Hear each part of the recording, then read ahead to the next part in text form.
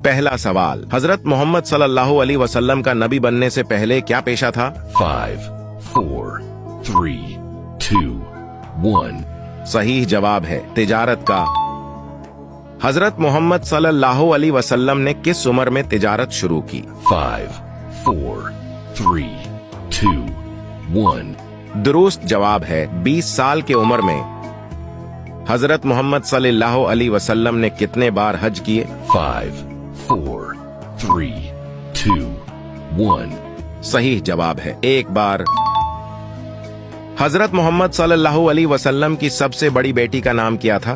5, 4, 3, 2, 1.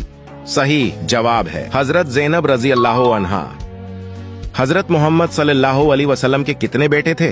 5, 4, 3, 2, 1. इसका जवाब कमेंट में दो, देखते हैं कौन सही जवाब देता है।